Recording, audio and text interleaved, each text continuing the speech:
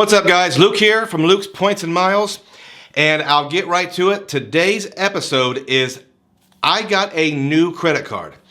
Now, I have like 26 or 27 credit cards, so what's the big deal with getting a new card?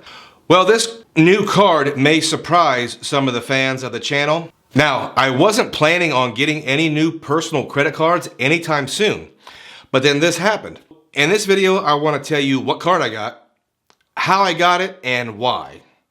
But first, if you are a subscriber, welcome back. We super appreciate you. If you're new to the channel, we talk about credit cards, points, miles, cashback, travel. If you're interested in that sort of thing, slap that subscribe button as hard as you can. And at any time, guys, if you get any value or any entertainment from this video, hit that like button. It will really help us with the YouTube algorithm, and it'll help push this information out to other folks who can either use it or at least be entertained by it. Now, if you see below, we also have an Instagram, and I just started a Facebook page, not a group, but a page. And if you are interested in supporting the channel, guys, we have links in the description, credit cards, to airfare websites, to cashback shopping portals. Lots of good stuff. Go ahead and check it out. Okay, guys, so I know your time is super valuable, and I appreciate every one of you spending it with me, so I will get right to it. I got the Capital One Venture X card. Now, it's no secret, if you are a fan of the channel, that I have been super critical of this card in the past. I did a contrarian video telling you all the reasons why you should not get this card. I did another video on some reasons why you should. I wanted to be fair. But I have been thumbs down on this card since it came out. And I really wanted to do a video proving that your opinions can change and your situation can change, and cards that you once thought were definitely not for you may be a really good fit for you. Now, like I said, I did not want to get any new personal accounts. So here's the story. Adam Jesko from the YouTube channel Proud Money. If you haven't seen it, check it out. He runs a great personal finance and credit card YouTube channel. I'm a big fan. But he did a video on Capital One and a technique on how to product change your Capital One credit cards. Now, I have product changed a Capital One credit card with them, but it was a little awkward process where I had to call them, wait on hold for an hour, and talk to 2 or 3 different people who really didn't know what they were doing. So Adam does a YouTube video and gives a link in his description on a website you can go log onto your account, and they will just automatically show you which products are available for you to change to.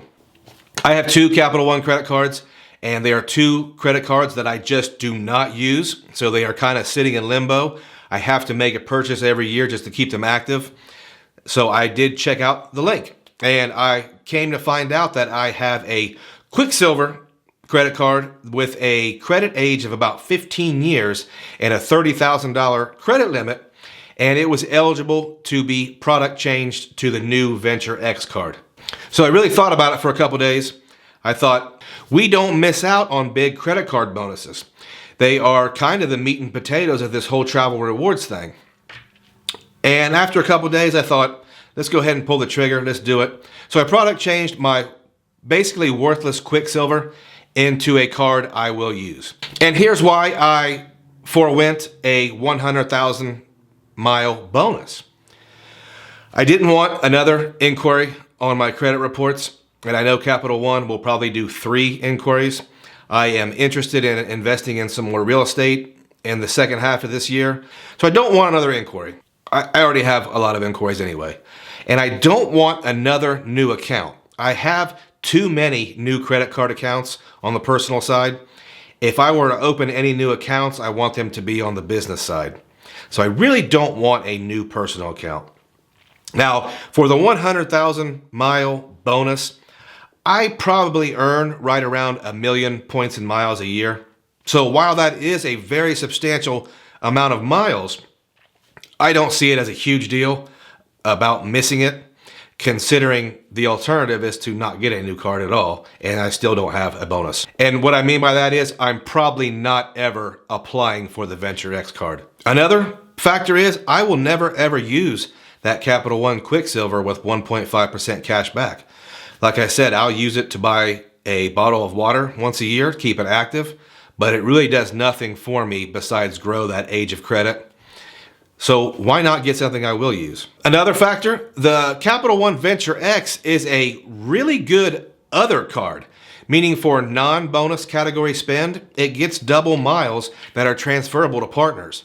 So while I do have the American Express Blue Business Plus, this is another option, and this is something I think I will use. The next factor is the Capital One Venture X has cell phone protection, and it's cell phone protection on a keeper card. I do have a couple other credit cards that have cell phone protection, but the Capital One Venture X earns double miles while protecting my $1,000 cell phone. So that helps a lot. Another factor is the card comes with Hertz rental car status. Now I do have the American Express Platinum that gives you status at some rental car places. Why not have status at an additional rental car place? I'm more of a bargain shopper when it comes to rental cars, so I may not even pay attention to where I'm going as long as it's the cheapest one. And to find out I have status, that's a great deal. Now I also have a couple special needs that the Venture X can fill. While I don't particularly need an additional 100,000 bonus miles, and I don't really need the $200 vacation rental credit. Now don't get me wrong, I really wish I could have got those, but I don't think it would have been worth the inquiry and the new account. Here's what I got instead. I got a card with primary car rental coverage. I don't have one of those. Now, I don't normally rent a lot of cars, but this is another option, and it's definitely going to be my rental car card in the future. This card also gives you 4 free authorized users. Now, premium travel cards don't normally give you free authorized users. What's the big deal about having an authorized user on this card, you ask? Well, the authorized users get their own Capital One Lounge access, and they get their own Priority Pass cards. And it is the Priority Pass that includes the dining in the restaurants in the airports. So I have a trip coming up where I'm taking my stepson who wouldn't have lounge access or these restaurant perks, but I'm going to get this card and make him an authorized user so him and his girlfriend can both enter the lounges and get a bite to eat if we're somewhere.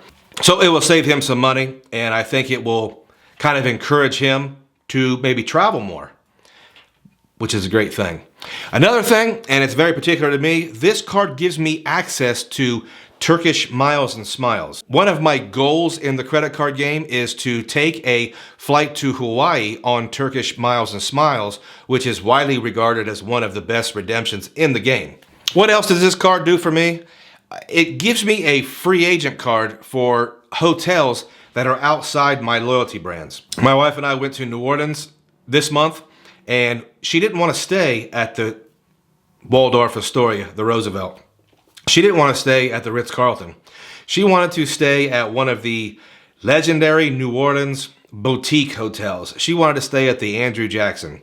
Now, obviously, I'm not part of the Andrew Jackson loyalty program, so I had to kind of go outside my comfort zone and be a free agent. Now, I do have cards that can do that, but this card would have gotten me 10 miles per dollar by using their travel portal. Pretty decent setup. Another factor in getting this card was it replaced a completely worthless card for one that I'm actually going to use. Now, will this ever be my primary card? No plans for that. But I will use it. So I'm trading something I won't use for something I will use.